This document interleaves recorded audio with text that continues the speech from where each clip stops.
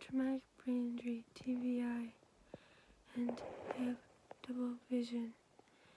And I got those things from a car accident on June 1st, 2020.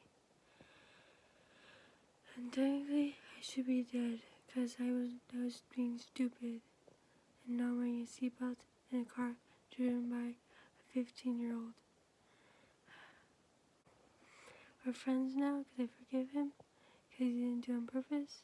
And anyway, there were 6 people in the car in total, and being the 6th person, I was shot out of the roof of the car. The car had no roof, and I landed on my head. So yeah, that's why I have TBI. And I look like this. See? Long hair. Yeah, shit happens. My hair was in huge ass dreadlock. And so yeah, we had to cut it all off. I miss my hair, man.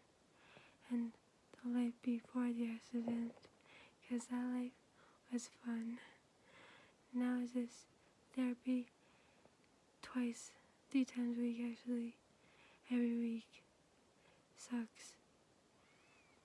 It's been almost 2 years since the car accident.